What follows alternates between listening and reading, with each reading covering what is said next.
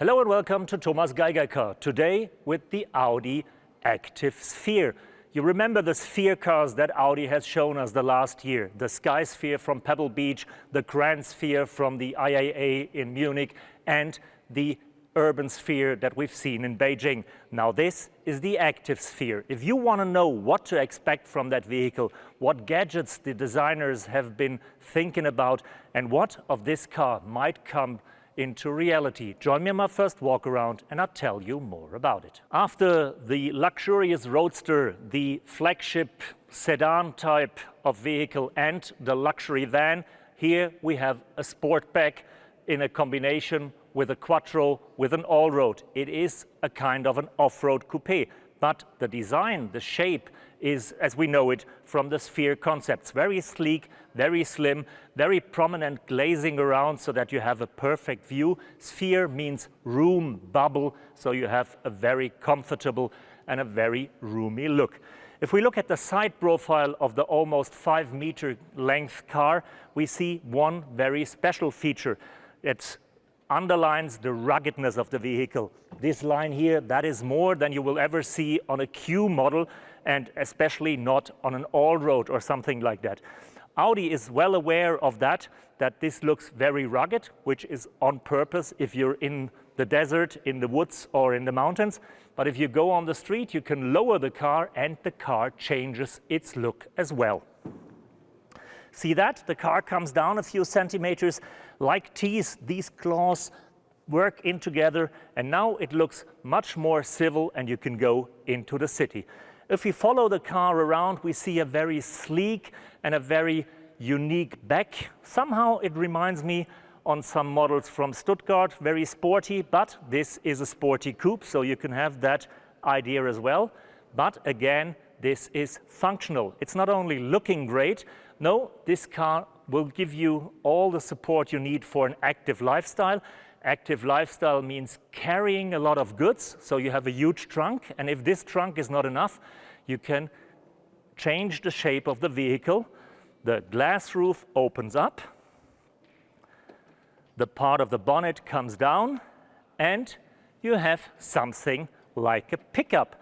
The loading board is big enough for 2 mountain bikes. You can fix them here. There is a fixture for the spare wheels or for the front wheels, and you can even close the back of the trunk to insulate the occupants, and you don't have the noise, the wind, the dirt from the outside. So it's a proper shaped cabin and a proper trunk bed. And once you're done with mountain biking, once you're done with skiing, you just fold back everything in and you can go back to the Grand Hotel or to the Opera and arrive in style. As fancy as the combination of an SUV and a sportback might look right now, and as far ahead lots of the ideas in this vehicle are, at least the foundation is pretty realistic, because the show car is built on the PPE platform, premium electric platform of the future, that will hold cars like an Audi Q6, an Audi A6 e-tron,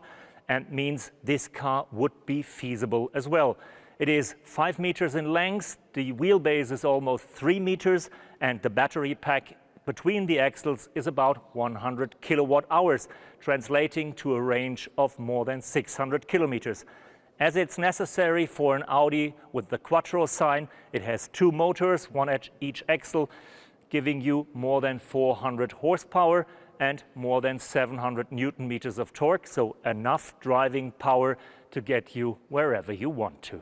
But now it's time to take a peek into the interior, and as with every show car, it opens up automatically, and to give you a more and a better view, it opens up against like a barn door, and you have lots of room and the chance to look inside. As with all the Sphere cars of the recent show car row, also this vehicle is very roomy. You have a lot of glass and you have a perfect view, and you have lots of room for 4 adults in the vehicle. In this case, there is even more glass than in all the other show cars. Not only that, the door panels underneath are glass and transparent, so you can look through. No, even there where you usually have the grille of your vehicle is another window, so you can't only see from the windshield, so you can literally have an eye on the road and see everything. And that's quite important because this is still a driver's car. At least as long as you're off-road or as you're enjoying your drive, there is a steering wheel, there are all the commands, there are pedals on the floor, and you can drive by yourself. But since this car is a hint towards the future, it is made to drive autonomous in level 4 as well. So it just takes a click and the touch of a button, the steering wheel will disappear and I will be driven in the vehicle.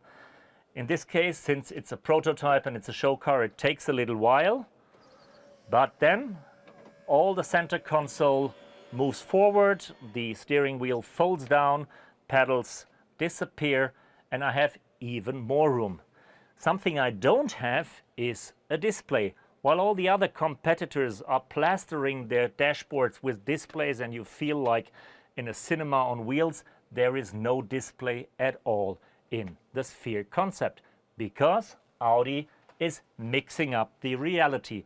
You don't have a VR look, you have an extended reality look, just taking some very special glasses. I know I might look fancy right now, but what I see is just amazing. I see 3D graphics, I see all the dials and all the clusters that I need to control air condition, infotainment. I have a 3D map just flowing and floating in front of me. I can gesture control it, I can zoom in, I can choose my path, I can pick the destination, and if I don't want to see it anymore, I just wipe it away, enjoy movies, see incoming calls or incoming messages on my WeChat, Facebook account, whatever.